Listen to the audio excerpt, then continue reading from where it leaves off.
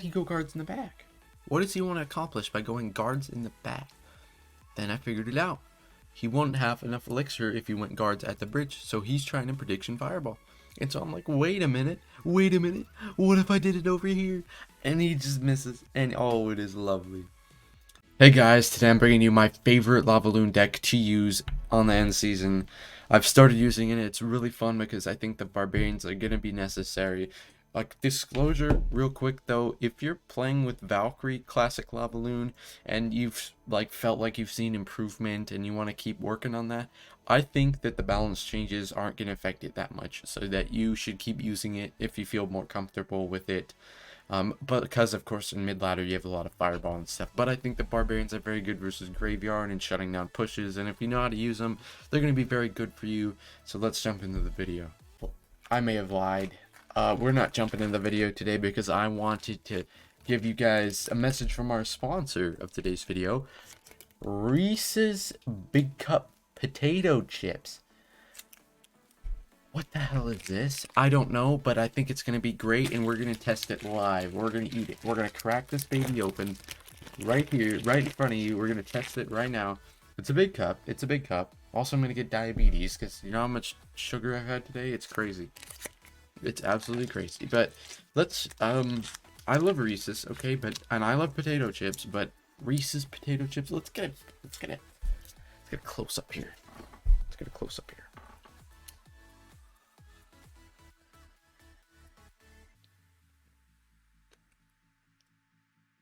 Jesus Christ.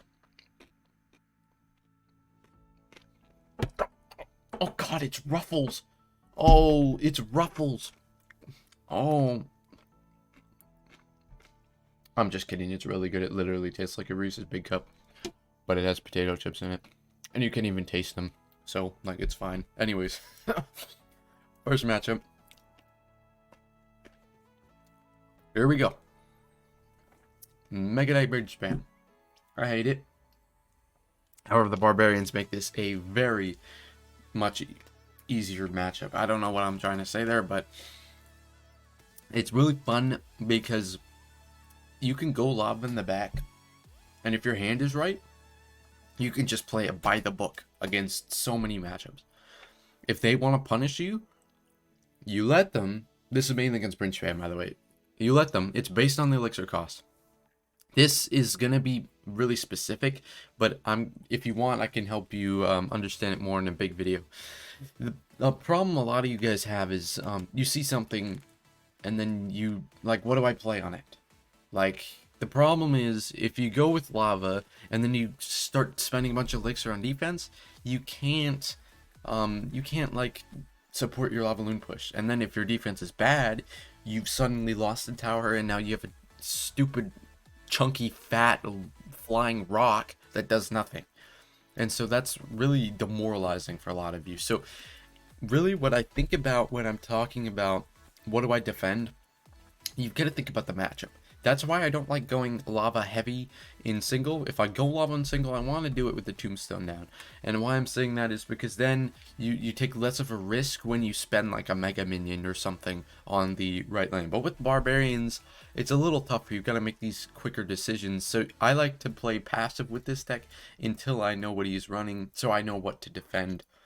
And so as you can see here, we've got a Ram Rider and a Mega Knight coming in. This is not going to look too good, but bright spot, I saw that the Tombstone was coming up next. So I surrounded the Mega Knight and played the Tombstone. And just like this, we only took the Ram Rider charge damage. Alright, we took another hit from her, but like, it's not like we're hooking up or anything. She's really flamboyantly gay. So anyways, not the best scenario there, but the Barbarian gets some hits, gets our damage back.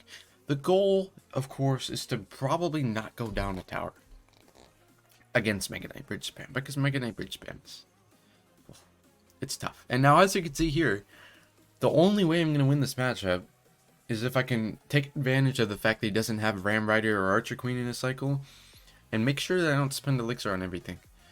Now, we're only down 5 elixir. We were up 2 elixir when we lob it, and now we play on this because it supports our push. We don't play on it. We wouldn't play on it if it was another lane. I only did that because it was supporting our push here. And sadly, he does go in with the lightning here, but I'm prepared for it. You go on and go lightning. I'm just going to go with the zap, and then we're going to get some pretty good damage.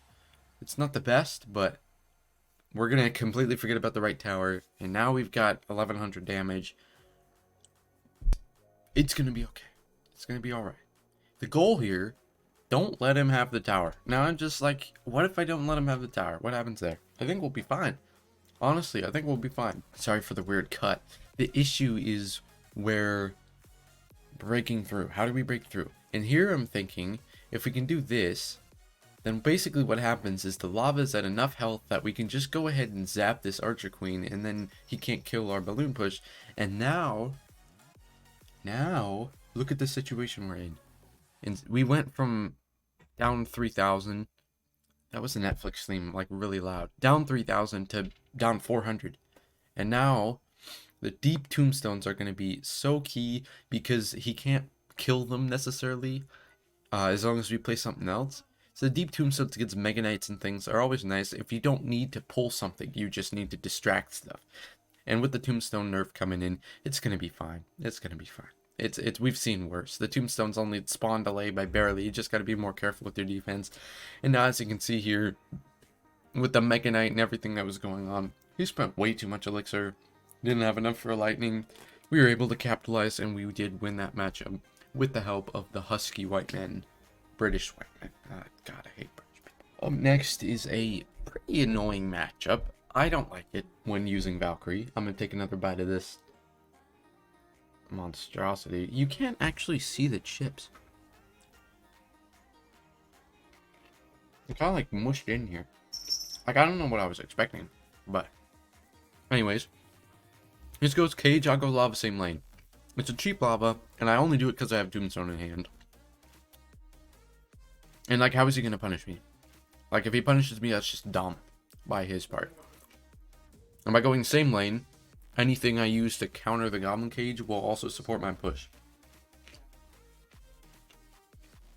And so here, as you could see, we're just barely dead. He didn't have tornado in hand. Okay, a little bit of luck, but he didn't have tornado in hand, so we just took his tower. We would have got pretty good damage if he did tornado. However,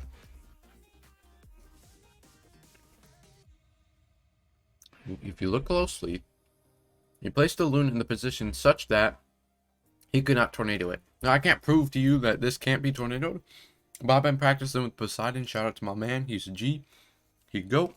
That's hood talk if you don't know what I'm talking about. He can't tornado this. If he tornadoes it, it will get stuck at like one tile from there and then come back. I'll probably show it in like a YouTube short or something. But yeah. Then he goes the Golem up as a lane. We're just chilling. And we are just chilling. I've got a lot of elixir.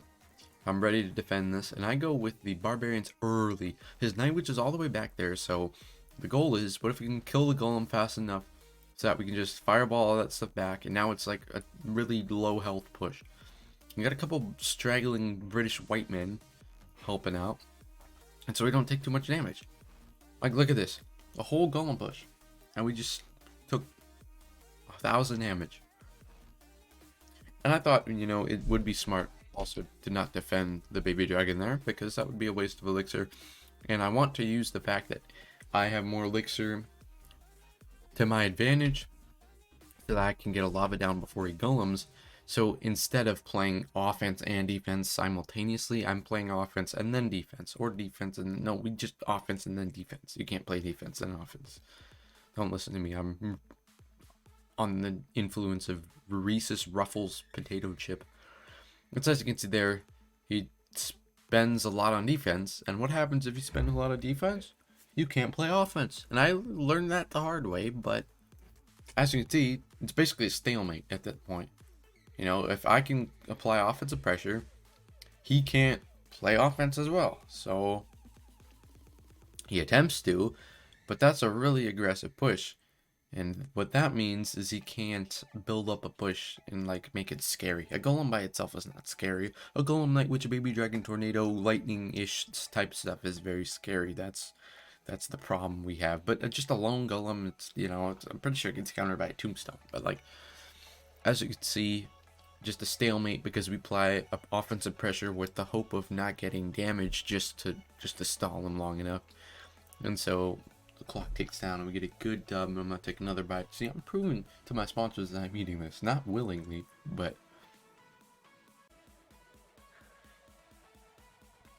oh boys, do I have a beautiful part of this matchup to show you. It's absolutely lovely. I don't like this matchup. You may say it's good. I say I could give two shits what the matchup is. I got a TikTok moment. I didn't put it on TikTok because my school has banned TikTok.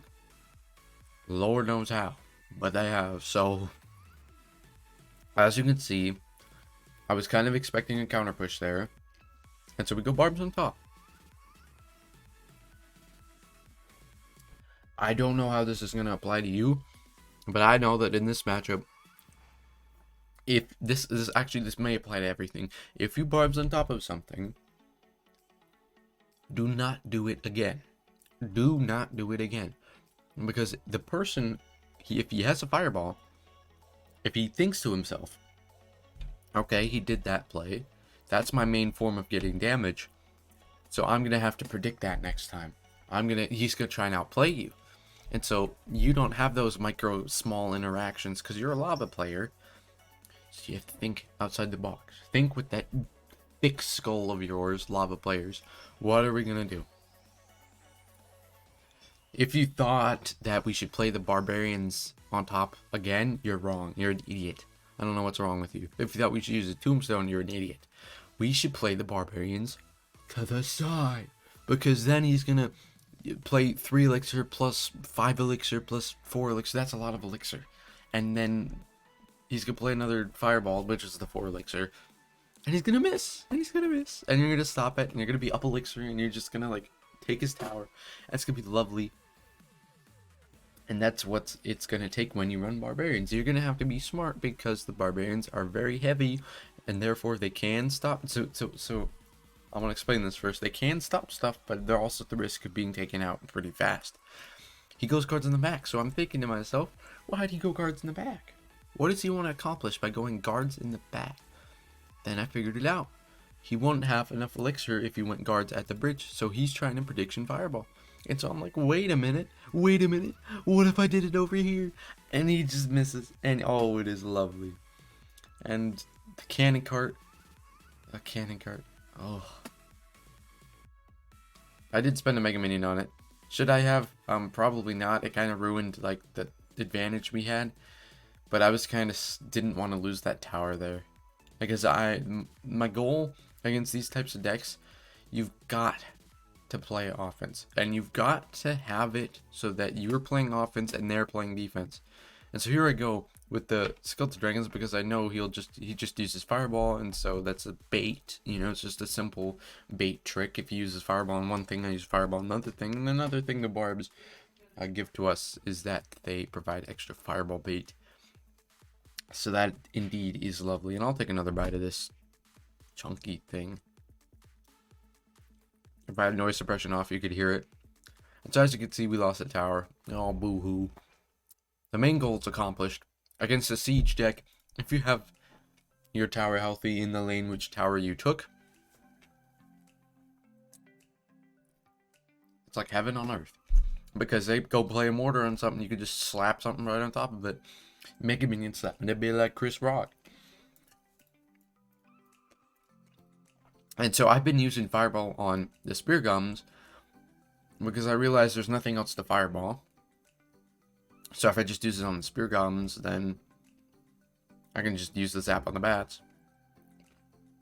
Or, you know, if he uses the Bats on, you know, something I don't have to use the Zap on, I would like to save the Zap. That would be nice. But you want to save your Zap for Bats and Swarm units when possible. However, I know I usually do 4 matchups. I'm going to cut it to 3. I'm pretty busy today, so I do have to go, and I still want to edit this video and get it out today. So I hope you all enjoy that, and I will see you all next time.